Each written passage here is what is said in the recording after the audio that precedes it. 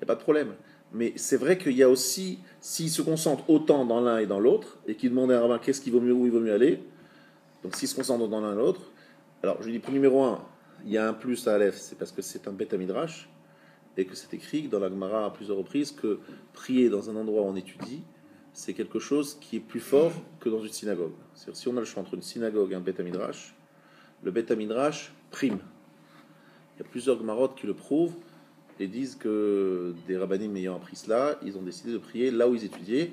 Même, on voit dans certains textes qu'ils étudiaient et qu'ils priaient au l'endroit même où ils étudiaient, c'est-à-dire même à la même place. Parce que la force de l'étude associée à cette date-là, c'est plus fort qu'un endroit où il n'y a pas la force de l'étude. Donc ça, c'est un shikoul, c'est-à-dire quelque chose qu'il faut prendre en compte. Deuxième chose à demande, Rov Amadrat Meler, s'il y a beaucoup de monde qui prie ensemble, c'est vrai que c'est un plus. Et troisième chose, le nombre de pas que je fais. C'est-à-dire que chaque pas, c'est une mitzvah. Donc lorsque vous avez une synagogue loin, ne vous dites pas « Oh là là, dommage, j'habite pas juste à côté », dites « Magnifique, j'habite loin ». Comme ça, chaque pas, c'est une mitzvah. Est-ce que c'est clair? C'est pas la même logique que les gens ont a priori. D'accord? Chaque pas pour aller à la synagogue, c'est une mitzvah. J'ai même étudié ce dimanche que celui qui est assis dans une synagogue, il ne fait rien. Juste là, il est assis. C'est une mitzvah. Yosh Ashre, Yoshve, Vetecha. Heureux sur ceux qui sont assis dans ta maison. Donc, même ça, par exemple, ceux qui rêvent un peu lorsque je donne un cours, pas de souci. Le fait d'être assis dans une synagogue, c'est une mitzvah. Même si vous écoutez pas, non, il vaut mieux écouter quand même. C'est pas, c'est-à-dire, vous êtes là, essayez de faire un effort. Mais sachez que ça a une valeur. Ne dites pas, ah, j'étais au cours de Rav Gay, j'ai rien compris, il m'a saoulé, mais non, ce n'est pas pour rien. Parce que, vous êtes venu. Donc, en venant, chaque pas, c'est une mitzvah. En étant sur place, en étant d'être assis, c'est déjà une mitzvah. Et puis peut-être, vous avez écouté ici une bribe ou là, donc ça vaut la peine. Vous comprenez? Réfléchissez bien, vous êtes des bons hommes d'affaires, il faut remplir les sacs de mitzvot. Donc là, vous remplissez bien. Bien. Ensuite, donc comme c'est une halakha qui est rare, parce qu'il y a une seule synagogue dans un endroit, c'est pratiquement impossible parce qu'il y a des juifs, il y a au moins 2 synagogues, même s'il y a juste de quoi faire 2 minyan, il y a toujours quelqu'un qui va dire on va faire un autre office, ça va pas rester avec les autres, c'est pas normal. Et ceux-là ils sont trop lents, ceux-là ils sont trop courts, ça c'est des Marocains, c'est des Tunisiens, c'est des machins, c'est des Marocains du Sud, c'est des Marocains du Nord, on va trouver quelque chose, une raison pour aller dans une... C'est sûr, enfin notre minyan. Donc ça c'est obligatoire. Donc trouver un endroit où il n'y a qu'une seule synagogue, que quelqu'un passe et ne rentre jamais dedans, je ne sais pas si ça existe.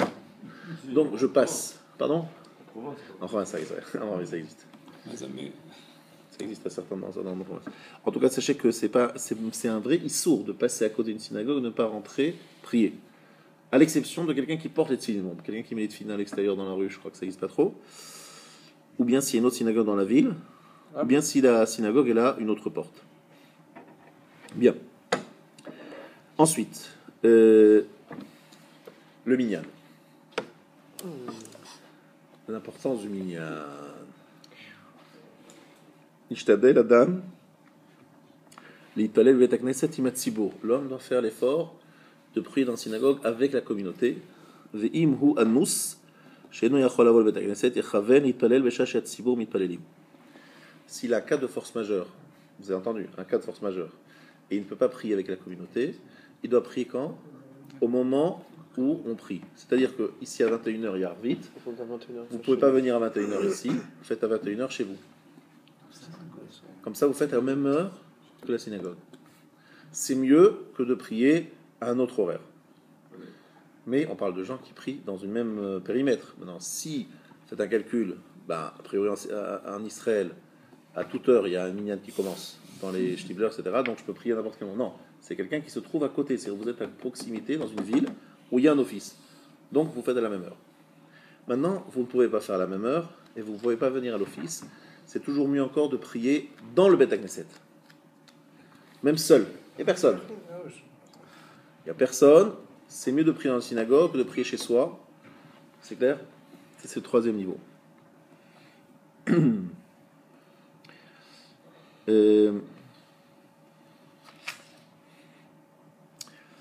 Après, ici, il y a dans le Mishnah Berurah beaucoup de choses qui sont dites. Mais je vais vous expliquer en 2 mots ce qu'il dit. C'est très important parce que sur le minyan, l'importance du minyan. C'est quoi prier avec minyan? C'est quoi prier avec minyan? Prier avec minyan, c'est un mot. Commencer la Hamida avec 9 autres juifs.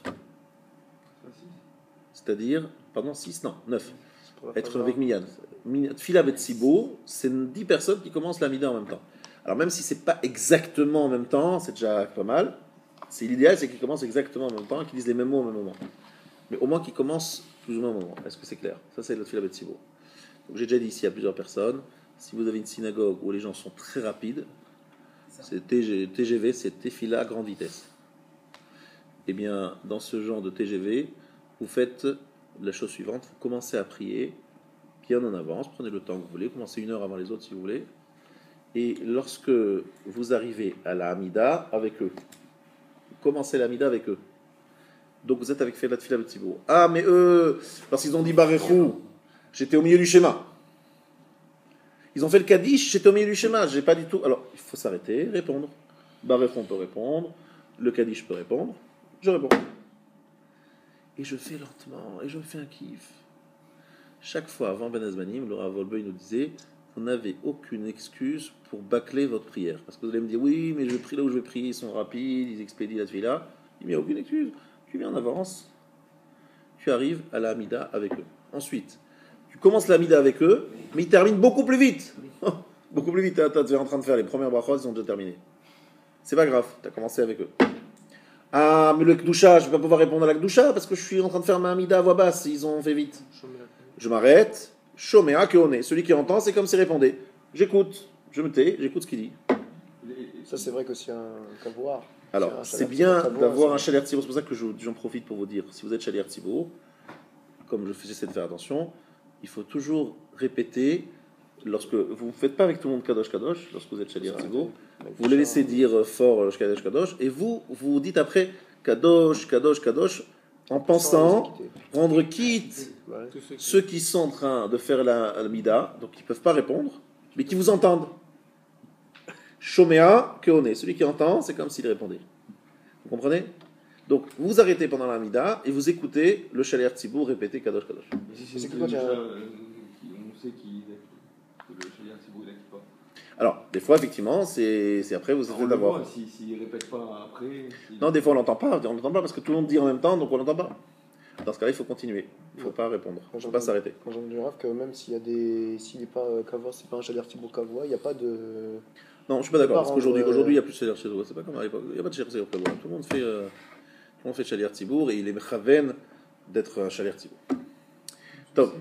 Ça a un peu changé les choses. Pardon? Si on arrive en retard à l'office, est-ce qu'on commence la mida avec ou pas? Alors voilà, attention. La Hamida, vous ne pouvez pas commencer parce que vous devez faire Smichat, Geoula, Letfila. Baruch Ata Hashem Gal Israël. C'est écrit juste avant, n'est-ce pas?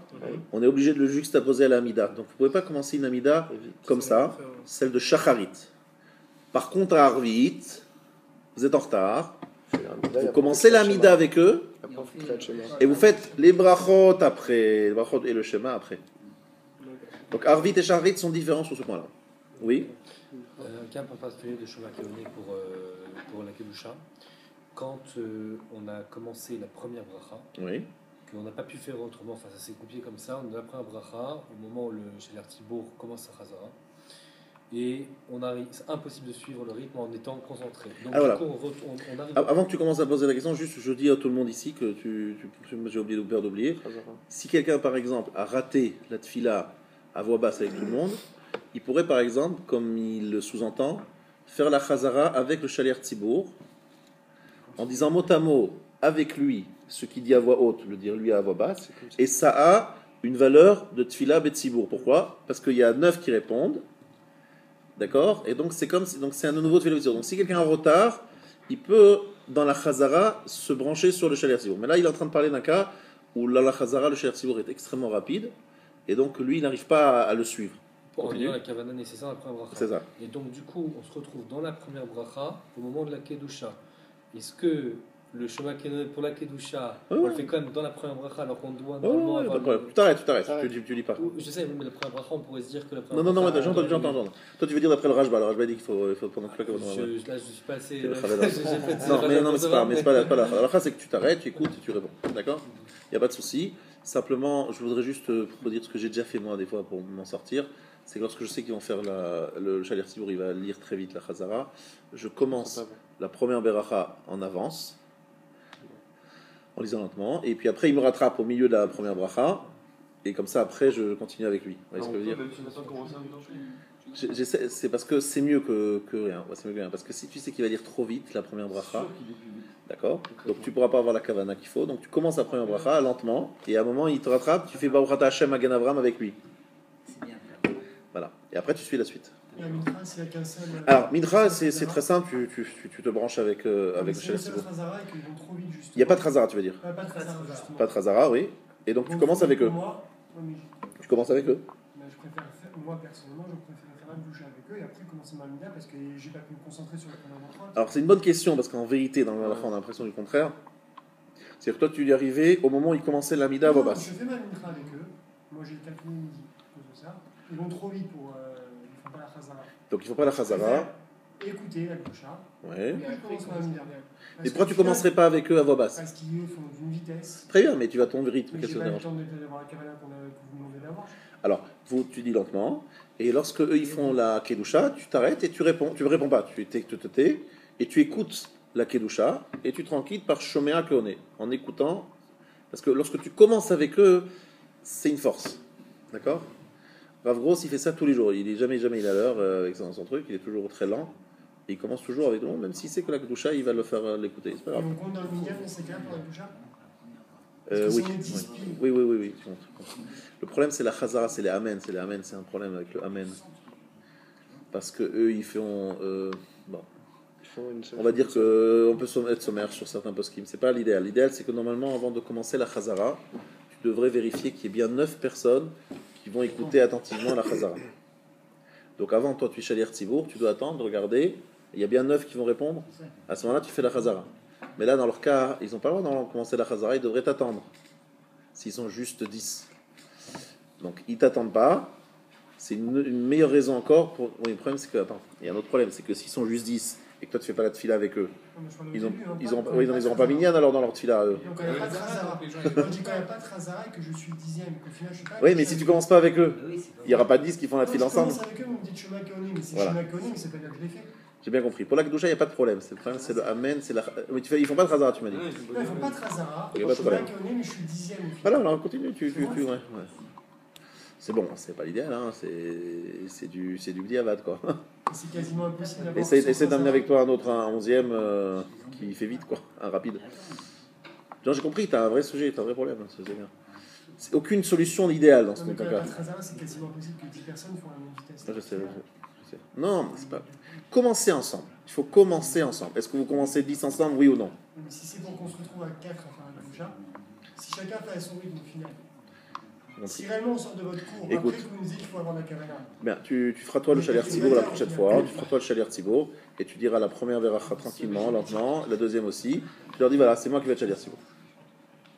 Et tu fais lentement. Mais tu leur expliques c'est quoi? C'est quelques secondes, c'est rien du tout. Tu leur dis voilà, qu'est-ce qu'on va perdre? Quoi, une minute, quoi. C'est 3 clients qui passent à chaque seconde chez vous. Bon, Hachem, c'est magnifique. Hein, comme ça. Autant de clients, vous êtes. Pardon? J'ai compris. Non, mais c'est juste pour dire 3 brachot, parce que tu es en train de me dire que, de toute manière, il n'y a pas de chazara. Donc c'est juste pour lire les 3 premières brachot. Et qu'est-ce que ça change entre les lire vite et les lire un petit peu lentement? Ça va changer quoi? Quelques secondes? Je leur dis, mais attends, qu'est-ce qu'on. D'accord, bon, peut-être, alors je juge pas, mais. Tu leur expliques que toi, tu peux pas aller vite et que pour te rendre service, tu as besoin d'aller vite. Bon, bref. On ne va pas trop épiloguer sur chaque cas, mais effectivement, il y a des cas un peu compliqués, je suis d'accord. Est-ce que c'est clair ce que j'ai expliqué sur le minyan? Ah, mais juste une question sur Alors. le nombre de personnes pour la Khazara. La chazara, il faut être 9, à part le Shaliach Tzibour. Et pourquoi des fois on nous dit qu'il faut être 6, 7, ça dépend des avis. On commence des fois la Khazara quand on est 6 qui ont fini. D'accord, mais il faut qu'il y en ait 9 qui répondent, à part ça. Il faut qu'il y en ait 9 qui répondent. S'il n'y en a pas 9 qui répondent, on ne commence pas la chazara. Je sais que c'est pas évident. Le Bet Yosef, il est mahmir aussi. Le Bet Yosef, il est dur. Bet Yosef, il dit que la chazara, il faut qu'il y ait 9, pas seulement qui écoute Baruch Ata Hashem, Magen Avraham, Baruch Ata Hashem, il doit écouter tout le texte, il doit écouter l'introduction à la bracha. Et s'il n'y a pas 9 qui écoutent les introductions, c'est bracha al-vatala. Alors je ne dis pas, les endroits où il y a juste minyan et les gens ils sont un petit peu light, où ils discutent entre eux et machin, c'est une catastrophe. Moi dans ces cas-là, ce que je fais, c'est que je suis mechaven de faire une filat nedava. Lorsque je suis Shaliach Tzibour dans un endroit où je sens que les gens ils sont un peu light, où ils sont nés juste 10 et que je sens que parmi eux, il y en a certains qui vont commencer à parler, je dis la première amida que je fais à voix basse, Tfilat Nedava, et la deuxième, c'est Tfilat Betzibour, parce que la deuxième, c'est elle, la Tfilat que je fais pour le Tzibour. Donc celle-là, c'est Mincha, et la première, c'est Tfilat Nedava. C'est quoi Tfilat Nedava? On a le droit de faire une Tfilat en plus, en cadeau, comme si on apportait un sacrifice en plus en cadeau. Donc on ne fait pas a priori une Tfilat en plus comme ça. Et dans ce cas précis, pour ne pas faire brachal vata la bénédiction en va, je me dis la première c'est Nedava, la deuxième ce sera Shamincha. On fait quand même la condition avant. Oui, mais je la pense. Non, mais je vois bien le style de personne. Donc avant de commencer, je me dis tiens, ça c'est Tfilat Nedava, la prochaine ce sera Tfilat Chova. Mais normalement, je le pense. Je le dis pas officiellement. Il faut faire 10, il n'y a qu'une seule normalement quand on est que 10. On parle d'un cas où les gens ils pensent qu'il faut faire une Chazara, donc je veux pas les priver d'une Chazara, mais en même temps je sais qu'ils sont pas capables de se concentrer si longtemps. Et aujourd'hui, en plus, avec les portables, c'est une catastrophe. Les gens, ils sont au milieu de la fila, ils sont en train d'envoyer des SMS, des mails et des machins. C'est incroyable, j'hallucine, moi. Non, c'est parce qu'ils ont le sidour dans le portable. Ah, il y a un sidour, d'accord. Un commentaire pour lui expliquer quel est le chat. D'accord. Ah, d'accord, excusez-moi, je n'avais pas compris, merci de m'avoir dit ça. Vraiment, ça me change totalement le regard que j'avais sur certaines personnes. Comme ça route. La précision que vous faites sur le Tevilat Nedava me fait penser à autre chose. C'est, j'imagine du coup, quand vous faites le Tevilat Nedava, vous avez encore plus les kavanot quand vous êtes Shaliach Tzibour sur la première bracha. Mais imaginons qu'on n'est pas dans le cas du Tnaï, on est Shaliach Tzibour. Est-ce qu'on doit avoir les kavanot sur, à part les noms de Shem, etc., sur la première bracha, les mêmes kavanot que Belachash? Bah ouais, c'est sûr, chaque filamida, Nedava, pas Nedava, Shaliach Tzibour, Shaliach Tzibour, la première bracha, elle est indispensable. Alors dans ce cas, c'est que des fois tu peux aller en mode rapide. Moi, il faut raconter quelque chose qui est extraordinaire. Moi, j'ai un endroit qui m'a toujours fasciné, c'était la yeshiva de Kelem, en Pologne ou en Ukraine, enfin peu importe, en Europe de l'Est, où on formait des individus. Et ils m'ont raconté que là-bas, un de mes rabbinim, il était là-bas, il étudiait là-bas. C'était un vieux rave qui, on voyait comment les gens qui sont passés par là-bas, c'est comme s'ils avaient un tampon. Tu le voyais, dire ah, celui-là, c'est un type qui venait de Kelem. Tellement ça, ils ont construit des gens. Bref, là-bas, ils avaient l'habitude de temps en temps de faire des filotes rapides et des fois des filotes courtes et des fois des filotes longues. Le Rav leur a dit des fois il faudra que vous fassiez la tfila vite parce que vous avez un cal qui vous attend, il ne faut pas les faire attendre, donc il faut aller plus vite. Puis des fois vous aurez plus de temps pour faire une fila longue, donc il leur faisait des exercices tfila rapide, tfila longue pour leur montrer que dans la vie il faut se préparer à tout. C'est que des fois il faut avoir la force comme ça de se concentrer, voilà, rapide, direct, tac tac tac tac tac. Puis des fois, il faut être bon. Ça dépend, il y a des situations. Par exemple, Rabbi Akiva, lorsque le cas l'attendait, c'est la Gemara qui raconte ça, hein, il allait plus vite, Rabbi Akiva. Mais lorsqu'il était seul, que personne l'attendait, il pouvait, la Gemara raconte qu'on le laissait dans un coin de la synagogue, on le retrouvait de l'autre côté. Tellement il était concentré, il était tellement dans sa fila qu'il ne se rendait pas compte qu'il se déplaçait, qu'il était ailleurs, il partait dans un autre monde. Mais ça lui prenait beaucoup plus de temps. Rabbi Israël Salanter, parce qu'il savait que les gens l'attendaient, il allait vite. Lorsqu'il était seul, il allait lentement. Oui, il faut savoir dans la vie se dire que voilà, il faut être des fois rapide. Moi, je connais des grands rabbinim, le rabbi de Gour, il fait cette fila très très vite. Mais ils se concentrent, pourquoi? Parce que eux, et c'est aussi très intéressant que vous écoutiez ça, eux, ils disaient que c'est plus important d'avoir le minimum de pensée étrangère. Donc, il vaut mieux aller vite en pensant moins profondément. Donc, on a moins de pensée externe, plutôt que de faire lentement et de penser à chaque mot, mais d'avoir beaucoup de pensées externes. Voilà. Vous voyez, c'est deux approches, et chacun avec ce qu'il est, quoi. Chacun est différent. Mais les gours sont rapides. C'est rapide. Non, mais c'est pas une question d'Ashkenaz, parce que les autres Ashkenazim sont très lents. Moi, la tfila, mon maître Hachon Zaman Yobach, ça lui prenait un quart d'heure, la tfila à basse. Un quart d'heure, 20 minutes, ça durait. Les Bachorim, ils devenaient fous. Et lorsqu'il finissait cette fila, il était épuisé, quoi. C'était une concentration de trucs. Nous, on n'en pouvait plus quand on regardait. Aïe, aïe, aïe. Quand il était chatz, il venait que à Mincha quelques jours dans la semaine. Pardon. Et quand il était chatz, il faisait jamais Shaliach Tzibour. Ah. Il faisait jamais Shaliach Tzibour. Parce que Shaliach Tzibour, il faisait pas chez nous. Et lorsqu'il faisait plus vite. Non, il faisait attention au truc. Maintenant, dans sa yeshiva et les Rosh Yeshiva, c'est normal que les Bachorim l'attendent. Et puis, plus, c'était pas tous les jours. C'était 2-3 fois par semaine maximum. Voilà. Mais il y avait beaucoup de Bachorim qui partaient ailleurs, faire ailleurs. Hein. Et je comprenais pas. Ils se disaient, mais vous êtes en train d'étudier avec le Gadol Hador et vous allez étudier et prier ailleurs. Les gens ne se rendent pas compte de la grandeur d'une personne lorsqu'ils sont à côté de lui. Et lorsque à Satira, ils étaient tous là, on était 300 000 à l'accompagner le jour de Satira. C'était au mois d'Adar. Le deuxième Adar, on était 300 000. Je me rappelle que les gens dans la rue, c'était à l'époque, il n'y avait pas eu le Rav Eliashiv et machin, et Rav Ovadia Yosef. Les gens dans la rue, ils nous arrêtaient, ils me disaient, mais c'est quoi ce que vous êtes en train de faire? Qu'est-ce qui se passe? Il y a quoi? Il y a une manifestation, il y a machin. Et non, il y a un Rav qui est niftar, et il dit, mais c'est qui tous ces gens-là? On leur a dit, c'est ses élèves. Ils se dit, quoi, 300 000 d'accord, mais il faut tellement d'élèves. Il dit, regardez, ouais, ce Rav, il enseigne dans une yeshiva où on était à l'époque 200 élèves, 250, on n'était pas plus, c'est le Torah. Et en fait, lorsqu'il disait une halakha, il y avait des gens qui écrivaient sa halakha, qui l'écrivaient dans des livres, et les livres s'arrachaient dans le monde entier pour savoir qu'est-ce qu'il a dit ce Rav dans tel cas. Et le monde entier venait vers lui pour lui demander une halakha. Donc le monde entier, c'est ses élèves. Voilà, c'est qu'un échantillon, là, 300 000, c'est qu'un petit échantillon de tous ses élèves. Les gens, je me rappelle, les gens très pas religieux, c'est extraordinaire, c'est quoi cette force, puissance de la Torah? Je me rappelle, ça m'a beaucoup marqué, c'était magnifique à voir, 300 000, tout le Jérusalem bloqué, machin. Il s'appelait Rav Shlomo Zalman Auerbach. Il y avait 3 Gdolim qui étaient toujours ensemble, Rav Shach, Shlomo Zalman et Rav Eliashiv. Tout le temps, ils se revoyaient entre eux, ils prenaient des décisions à 3. C'est très proche, très... C'est la même génération. Ouais, c'est la même génération. Rav Shach, c'était un Rosh Shiva, c'était pas un homme de halakha. Et Rav Shlomo Zalman et Rav Eliashiv, ce sont des grands spécialistes d'halakha. Mais Rav Shlomo Zalman, il avait en même temps Rosh Shiva, il était en même temps... les 3 Ashkenaz. Mais ils étaient très proches de Rav Yosef aussi. Ils étaient proches des... Rav Eliashiv et Rav Yosef, ils étaient assis dans le même Beddin pendant longtemps, le grand Beddin de Yerushalayim. Ils étaient très très proches, Rav Yosef et Rav Eliashiv. Et Rav Yosef était très proche de Rav Shlomo Zalman aussi. Donc c'était aussi le même groupe. Et Rav Ben Sion Abba Shaul, c'était leur copain. Rav Ben Sion Abba Shaul, il y avait quelques-uns. Non, ils étaient la même génération. Ils étaient quelques-uns. Sfarad Ashkenaz, ils étaient un grand respect d'ailleurs les uns pour les autres. C'était impressionnant. C'était beau à voir, quoi. C'était mamache. Je pourrais inventer de longues histoires sur leur réunion, machin, c'était impressionnant. Et chacun, lorsqu'il est dans le Rav Eliashiv, Rav Shach, il y a eu 600 000 personnes à son moment de son enterrement. Tout Bnei Brak est sorti, c'était un vendredi, les gens, c'était un vendredi court, en Cheshvan, 600 000 personnes. Tout Bnei Brak est sorti. Et là, c'est la folie, quoi, les gens, ça bougeait, et parce que c'était vendredi. Et si ça avait été un autre jour de la semaine, c'était plus que 600 000. Les gens seraient venus de Khoutzlaretz, de machin, de trucs. C'est la folie. Il est mort jeudi soir, dans la nuit de jeudi à vendredi. Ouais, c'était avec la Bnei Brak, ça. Ouais. Ah, on va dire, il y avait un million, ils ont dit. Oui, il y avait. Et pour te dire, c'est impressionnant. Le Rav Eliashiv, c'était des 300 000, 400 000, on ne sait pas, on n'arrive pas à compter, c'était la nuit, on n'arrive pas trop à voir. Bien, bref. Pour ça, pour vous dire, ça, c'est la grandeur de la Torah. Alors. Maintenant, une autre halakha, donc ça c'est pour le minyan. Je pense qu'avoir dit les choses les plus importantes, sachez qu'il y a plusieurs questions que j'ai lues d'un peu, mais qui sont des vraies questions, j'aimerais que vous les posiez vous-même, mais en dehors du cours. Qu'est-ce qui vaut plus? Des fois le minyan passe avant quoi?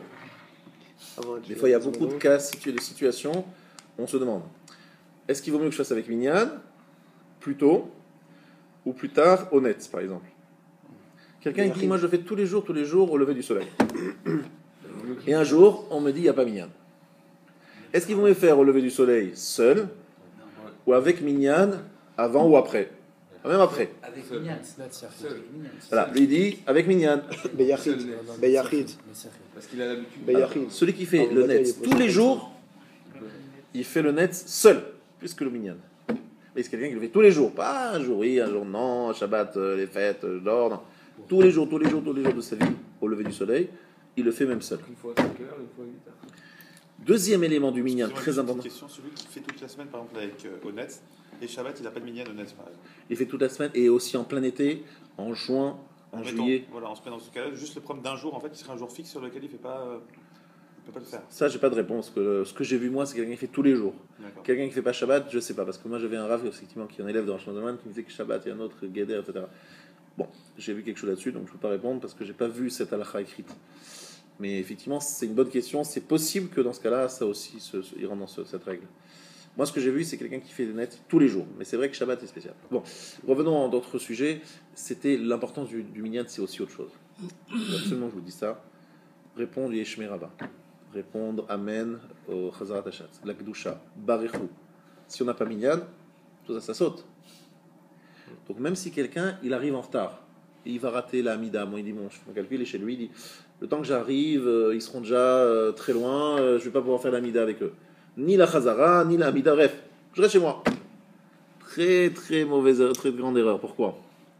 faut calculer. Parce qu'en venant à la synagogue, qu'est-ce qu'il va faire? Il va répondre Yesh Merabah, il va répondre Barechou, il va répondre Kedusha, il va répondre Amen. Il faut courir. C'est des sacs de trésors, c'est des trésors, des diamants qu'on prend avec nous. On ne se rend pas compte parce qu'ici, dans le monde, malheureusement, les vraies valeurs, on ne les voit pas. Mais c'est des trésors. Donc le minyan, avant le fait, il y a aussi prier avec la Tzibour, commencer avec tout le monde. C'est très important. Une prière avec 10 personnes, ça traverse, c'est sûr que ça passe. Seul, ça dépend. Voilà, donc ça c'est important. Mais deuxièmement, répondre à Amen Yesh Merabah. Vous savez qu'Amen Yesh Merabah, c'est plus important que l'Akdoucha. Répondre à Amen Yesh Merabah, c'est plus important que répondre à l'Akdoucha. Donc tous les Amen Yesh Merabah qu'on rate, c'est dommage. Donc il faut courir, c'est de l'or en barre. À tel point que le Chafetz Chaim, dans son livre, Chafetz Chaim, il écrit dans une phrase comme ça, j'aime bien ce genre de phrases qui ne sont pas venues pour nous. Il dit, mais sans Amen Yesh Merabah, comment est-ce qu'on pourrait être Zoché Olam Haba, quoi? Genre, comment on arrive à passer là-bas, quoi? Tellement c'est ça la grosse artillerie, là, quoi, lorsqu'on arrive là-bas. Amen Yesh Merabah. Donc il faut être Mechaven, avoir la kavanat. Donc Minyan, c'est tout ça. Donc c'est pour ça que le Minyan, c'est très chachouv. Je vous dis ça pourquoi? Parce qu'un jour, on choisit un endroit où s'installer. Si des fois un jour on va habiter en Israël, on va partir habiter ici, on va habiter là. La vraie question d'abord, pour choisir son lieu d'habitation, c'est d'abord, est-ce qu'il y a des minyanim à côté, fournis, réguliers, nombreux? Ça c'est la première chose. Pas une belle maison individuelle, un peu penthouse et machin. Non, d'abord, est-ce qu'il y a une synagogue à côté? Parce que c'est ça qui est le plus important. Après, les synagogues, on s'y retrouve. La chose, elle se fait par rapport à ça. Et moi, j'ajouterais autre chose, c'est un endroit où il y a des gens qui étudient, des gens qui poussent les gens à étudier, des gens qui font avancer les gens, qui leur prennent la tête en disant où tu étais hier, où tu étais avant-hier, pourquoi t'as pas étudié? C'est ça qu'on a besoin. Si on n'a pas ça, on se laisse aller. La sviva, l'influence de l'entourage est énorme. Énorme. Moi qui ai un petit peu tourné, pas beaucoup, dans les provinces, c'est une catastrophe. Une province, dans une province où il n'y a pas vraiment de minyanim, il n'y a pas beaucoup de trucs, il n'y a pas d'émulation. Je ne sais pas quel pourcentage de mariage mixte, je ne peux pas dire des fois, on m'a dit 85%, je n'ai pas allé vérifier, je ne sais pas qui peut dire d'ailleurs, mais on n'est pas loin. J'ai malheureusement de la famille qui a eu cette situation. Tout le monde est parti avec des goyim. Tous. C'est que vraiment, on a besoin, mais c'est normal, on a besoin d'être entouré, de se rendre un effort, de se dire, ouais, on est ensemble, etc. Si on est seul, on tient un peu, et puis après, on ne tient plus, quoi. On a besoin d'avoir une sviva. C'est comme ça, c'est l'être humain. Et ça, c'est depuis longtemps, parce que moi, j'étais un mouvement de jeunesse, et quand on était avec les groupes locaux du Sud, par exemple, il y avait des enfants de mariage mixte à chaque fois. Ouais. Alors que dans les mouvements parisiens, ouais. Il n'y a pas de problème. Ah, tu vois ça depuis longtemps. C'est incroyable. Et c'est vrai que c'est difficile de résister. Comment on va le faire? C'est pas un papa shoot, mais il faut pas. C'est le problème, l'erreur, c'est venu s'installer là-bas. Pourquoi tu es venu s'installer là? Ah, c'est une question de parnassa. C'est que la parnassa, c'est plus important que mes enfants se marient avec des juifs. C'est évident. Hein, il faut choisir un endroit où on peut avancer. Bien. Juste dernière chose. Mitzvah la route que chez Olech le Betakneset. C'est une mitzvah de courir lorsqu'on va à la shul, même si c'est le dernier pas de l'évite.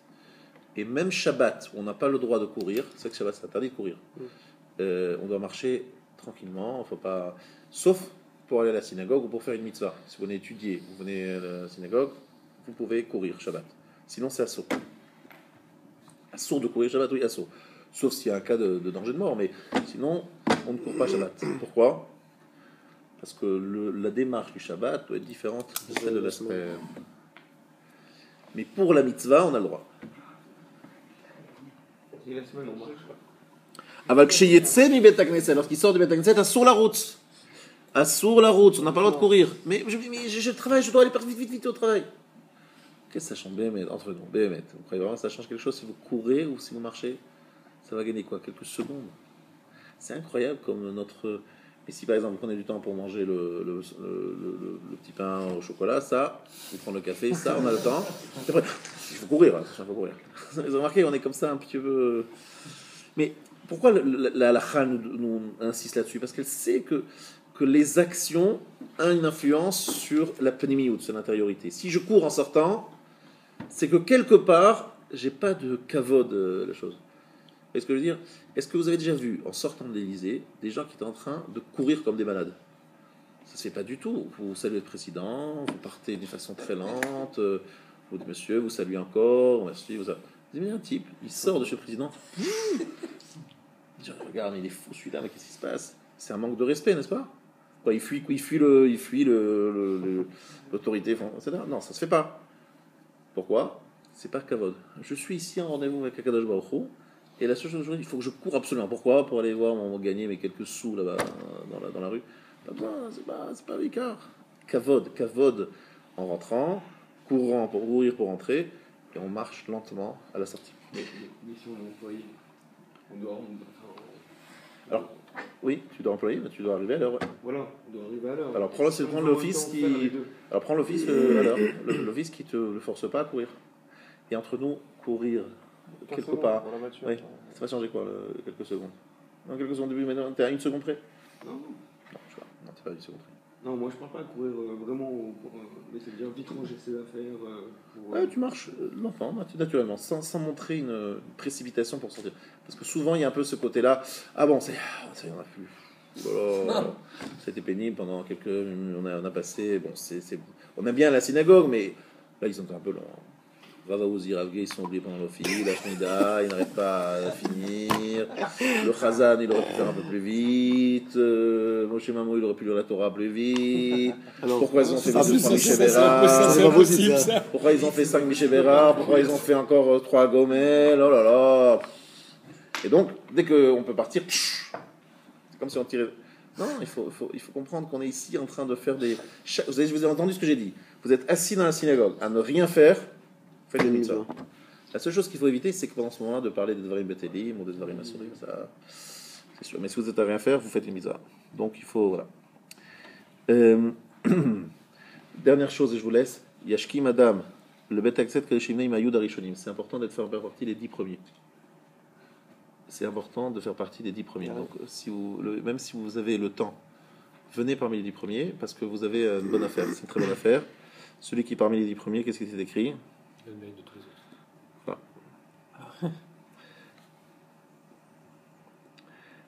D'accord? Parce qu'il prend le mérite de tous les autres. Donc c'est une très bonne affaire. Le Mishnah Berurah nous dit que le Harizal était en retard. Ça fait bizarre. Ouais, on attend la suite. On attend la suite, pourquoi? En fait, il n'était pas parmi les 10 premiers. Pourquoi? Parce qu'en fait, il avait une maladie qui l'obligeait d'aller très souvent en toilette. Donc il allait juste avant de rentrer à la synagogue. Et qu'en plus, il voulait rentrer dans la synagogue avec talit et tefillin. Et que s'il venait trop tôt, il ne pouvait pas sortir avec talit et tefillin, c'est trop tôt. Donc il ne venait pas à l'heure. À cause de ça, c'est pour une raison, on va dire, valable. Soit parce qu'il devait aller aux toilettes, et c'est très important d'être au niveau hygiène, être parfait de ce point de vue-là, et parce qu'il voulait faire talit et tefillin, etc. Est-ce que c'est clair? On perd pas ses mérites quand même quand on n'est pas dans les 10 premiers. Non, on perd pas son mérite. C'est juste un plus, quoi. Voilà, messieurs. J'ai vu.